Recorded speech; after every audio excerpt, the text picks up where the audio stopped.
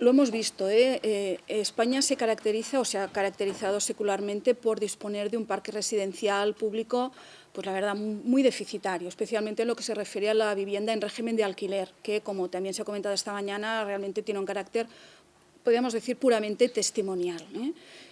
Con excepción, podríamos decir, de los programas de construcción masiva de vivienda que se implementaron en la época del desarrollismo franquista, la verdad es que las subsiguientes políticas públicas que se han ido implementando se han focalizado sobre todo en poner en marcha incentivos para la promoción, ya sea pública o público-privada, de vivienda. Esto, en realidad, también ha sido bueno porque ha propiciado que muchas familias durante diversas décadas hayan podido acceder a la propiedad de una vivienda, ya fuera directamente, comprando vivienda libre, o ya fuera mediante las progresivas descalificaciones de vivienda protegida. En todo caso, podríamos decir, y esto tendría que señalarse, que el modelo de intervención pública preponderante en materia de vivienda en España pues no ha gozado, no ha podido beneficiarse de partidas presupuestarias suficientes como para producir un parque residencial que sea suficientemente grande como para cubrir las necesidades de las familias con ingresos moderados, bajos o incluso en riesgo de exclusión residencial. Por lo tanto, esto nos ha llevado, por un lado, a que tengamos hoy en día un parque residencial público, pues, como decía antes, muy deficitario, que no llega prácticamente al 2% del total de viviendas del país y, por tanto, es una cifra insignificante si la comparamos con los países de nuestro entorno. Y, además, la otra consecuencia también importante es que hemos tenido que fiar al sector privado, a la vivienda privada, la garantía de alojamiento de muchas familias. A partir de ahí, año 2008, el estallido de la burbuja inmobiliaria que produce un alza de los tipos de interés, pérdida de lugares de puestos de trabajo y del nivel de renta de las familias, y esto nos lleva, por una parte hemos visto que tenemos poca vivienda pública, pero esto nos lleva a que también se produce una pérdida de vivienda privada debido precisamente a los procesos de dación en pago y también a los procesos de ejecución hipotecaria. Las familias no han podido hacer frente a su hipoteca y, por tanto, han perdido las viviendas.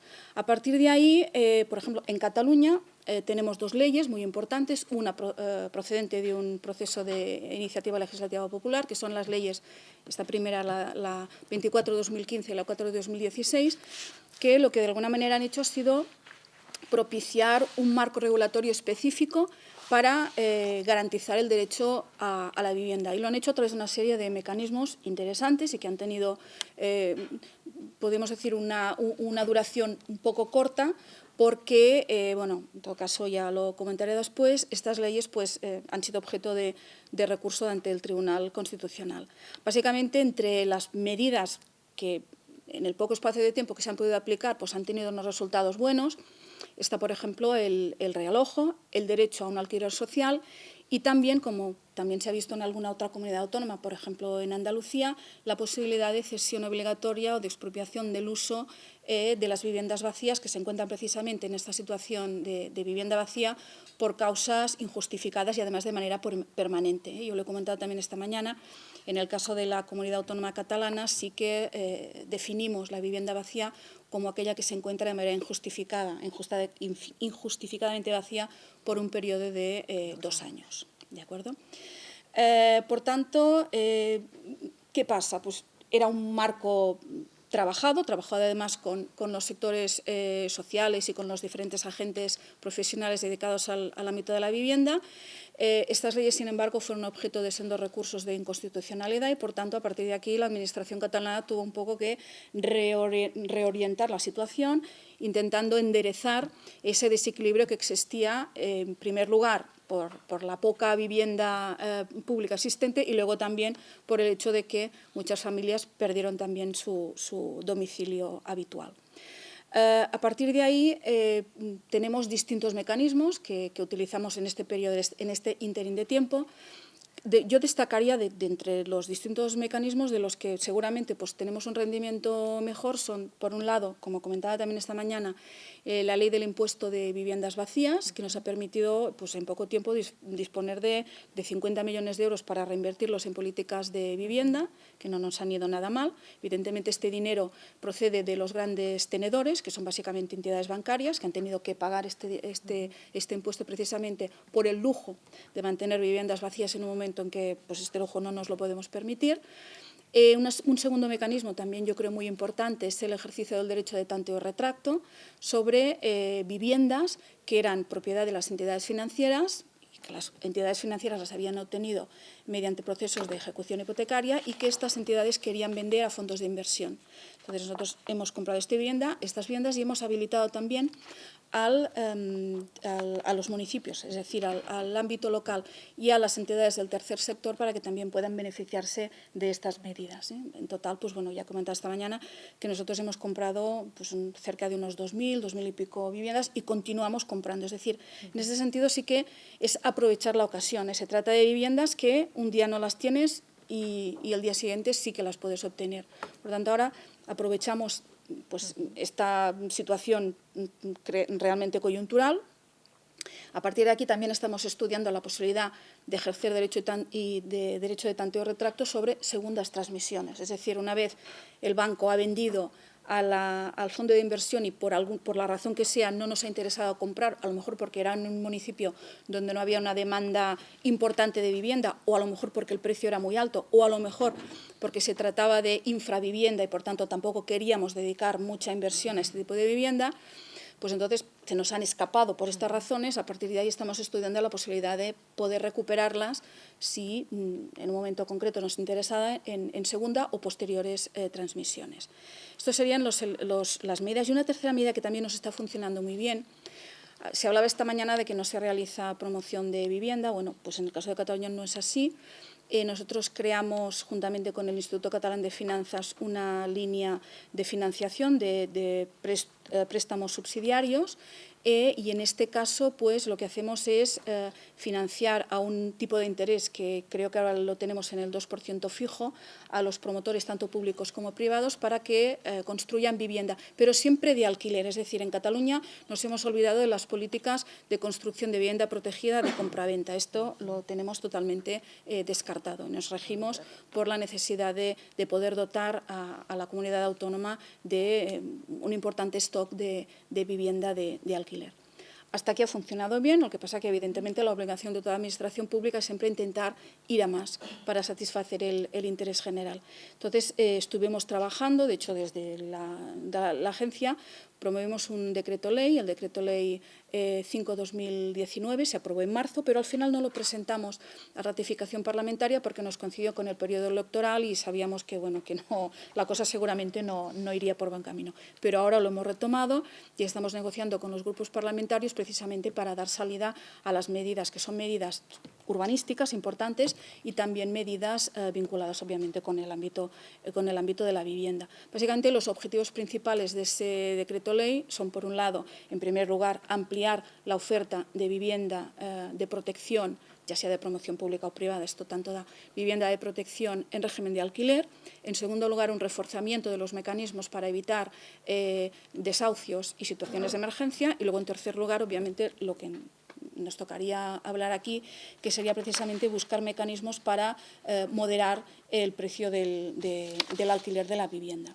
Por tanto, mi intervención iría sobre este tercer punto, pero evidentemente está, podríamos decir, íntimamente conectado con el primero, porque obviamente sí, también producimos más vivienda de protección, si jugamos o aplicamos la ley de la oferta y la demanda, se supone que los precios también tendrían que bajar al menos un poco. Y precisamente, como les decía, entre las medidas, yo creo que estrella dentro de este decreto ley que estamos impulsando está una medida pues, largamente solicitada por los grupos implicados, involucrados en materia de vivienda, como es la calificación permanente de la vivienda de protección. Es decir, hoy en día nos encontramos que tenemos un parque de vivienda pública muy escaso. ¿Por qué? ¿Porque no se ha construido? No, se ha construido muchísimo. Lo que pasa es que al cabo plazo de 15, 20 o 30 años, en función de la promoción, la vivienda se desclasifica o se descalifica, es decir, deja de ser vivienda de protección. Por tanto, la idea es que toda aquella vivienda que se construya en Cataluña, que esté construida sobre suelo reservado para vivienda de protección o que se incluya dentro del patrimonio público del suelo y de vivienda,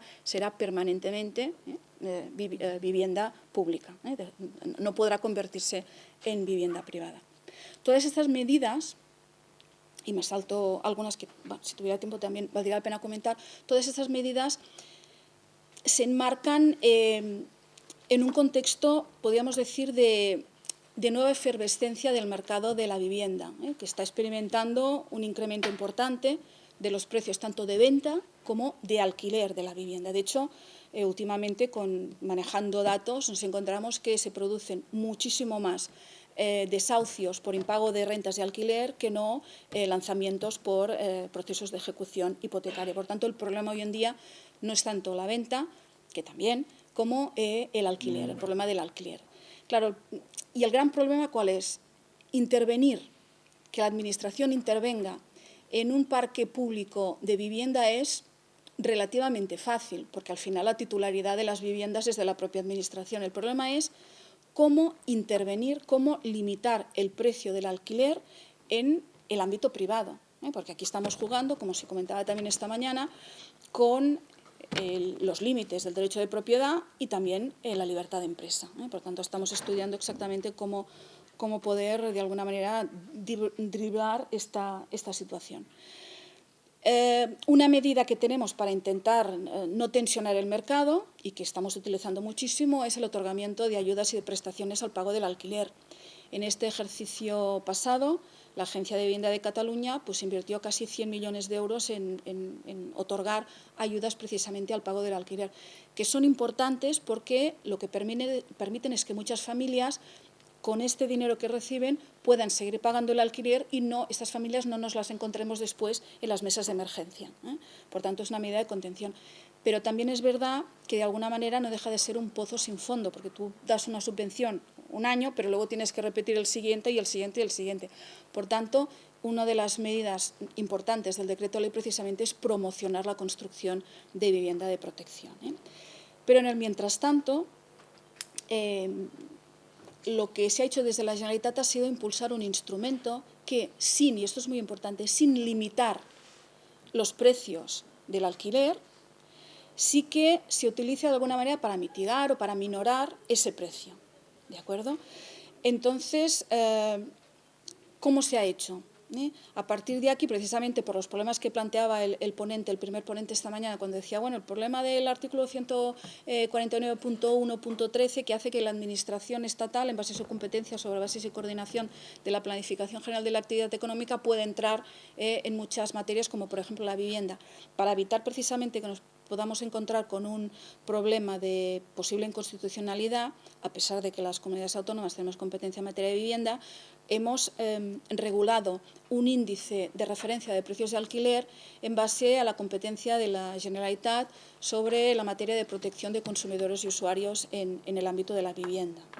El título cuarto de la Ley del Derecho a la Vivienda catalana, de hecho, lo que hace es desplegar una serie de mecanismos de protección pública y regula también los principios contractuales que rigen las transmisiones y los arrendamientos de vivienda. Básicamente, como todos sabemos, buena fe y justo equilibrio entre deberes y derechos de las partes, evidentemente con exclusión clara, 4 minutos, con exclusión clara de cláusulas contractuales.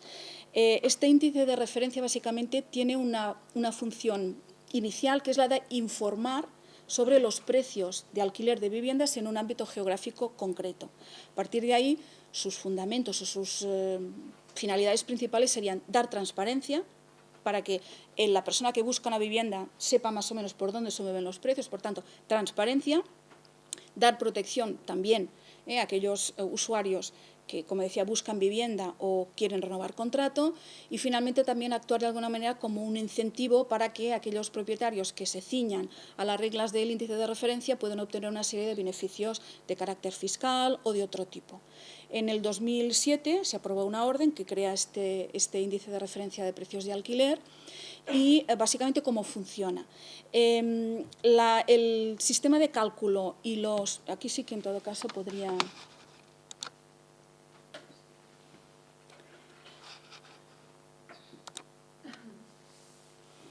El sistema de cálculo y los elementos correctores o las circunstancias correctoras de los índices se nutren básicamente de la información que proporciona la propia Generalitat de Cataluña y que permiten aproximar una estimación del precio medio del metro cuadrado de alquiler de vivienda, como decía, en un ámbito territorial concreto.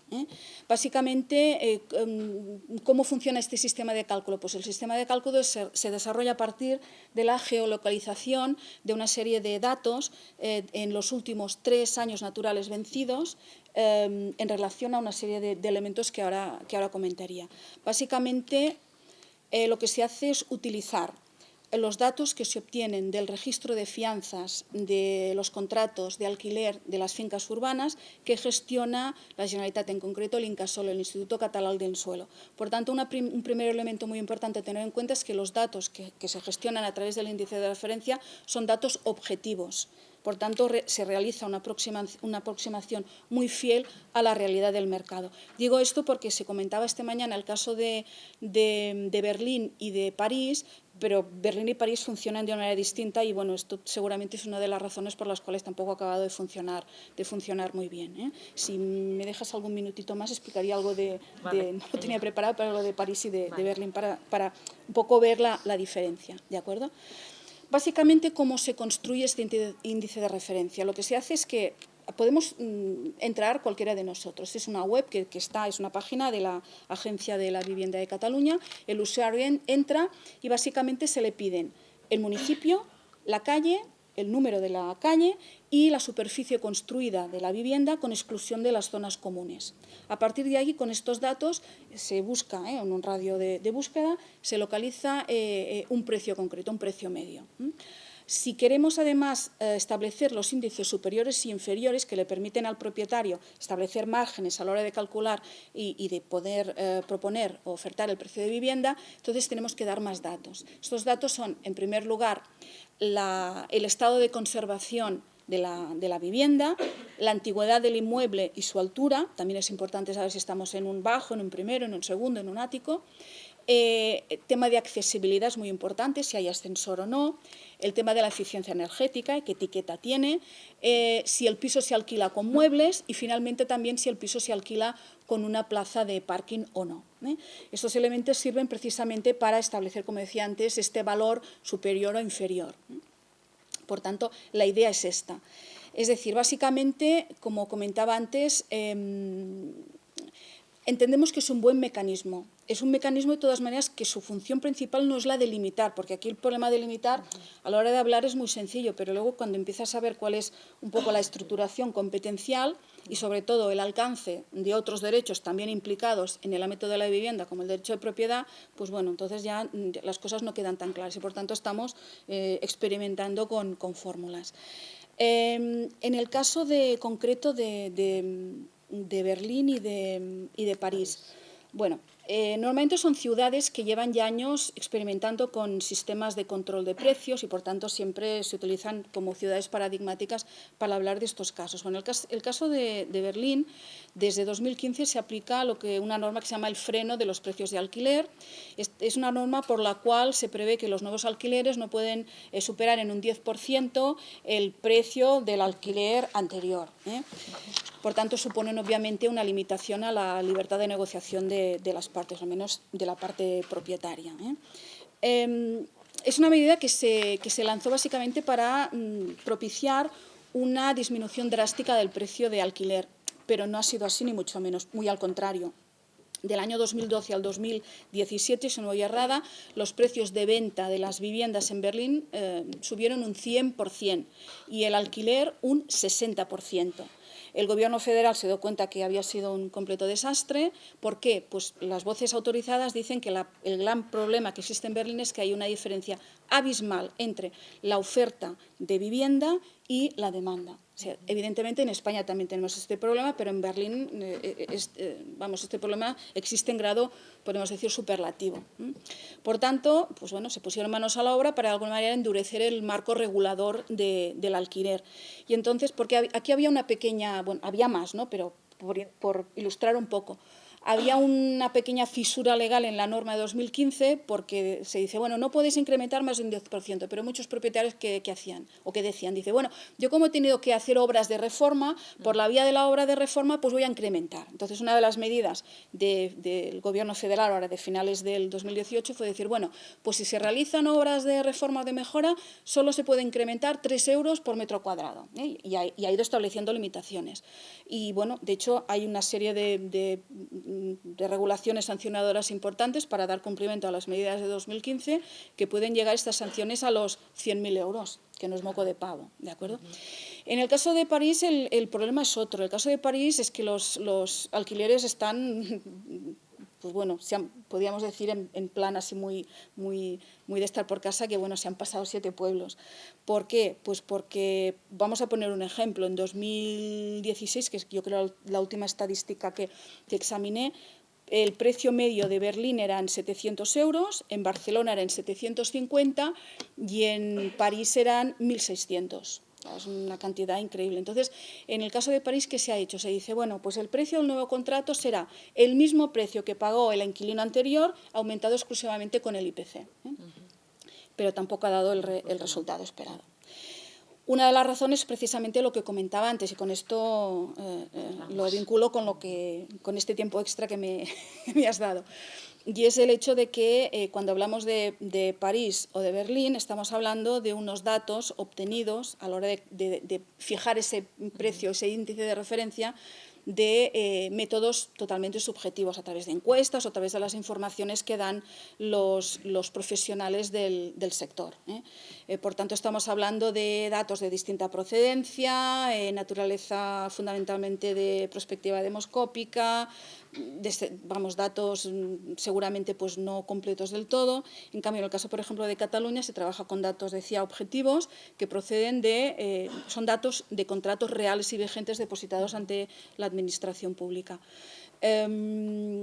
Para acabar, simplemente decir que la existencia de un índice de referencia, entiendo que en un mercado como el catalán o por extensión el español, donde no existe esta gran diferencia entre oferta y demanda, donde tampoco los precios de momento son estratosféricos, pues puede ayudar a que los precios de alquiler se comporten en términos de contención. Eso es importante. Evidentemente, ni es un instrumento definitivo ni es una solución mágica. Por tanto, lo que se tiene que hacer es combinar este instrumento con otros, y yo me decanto sobre todo por las bonificaciones o los incentivos fiscales. Por ejemplo, este Real Decreto Ley que comentábamos esta mañana estatal modifica, entre otros, el artículo 76 del texto refundido de la Ley de Haciendas Locales, donde prevé que, mediante ordenanza fiscal, los ayuntamientos podrán reducir hasta un máximo del 95% la cuota íntegra del impuesto de bienes inmuebles cuando se trate de viviendas de alquiler, que a través de una norma jurídica se limite el precio. Lo que pasa es que esta palabra, ya digo, limitar debería en todo caso matizarse un poco. Y decir simplemente que, que los índices de referencia pues son, de alguna manera, el instrumento de ahora y de futuro. El Real Decreto Ley Estatal ha establecido que la Administración General del Estado, en el plazo de 8 meses desde la aprobación de este Real Decreto, que fue, si no calculo mal, en marzo, tiene 8 meses para confeccionar un sistema de índice de referencia con datos de la agencia tributaria, el cadastro, registro de la propiedad, etcétera, etcétera, y que las comunidades autónomas pueden utilizar este sistema o crear sus propios índices de referencia. Y yo creo que ya, sí, ¿no? Bueno, pues un aplauso, ¿no?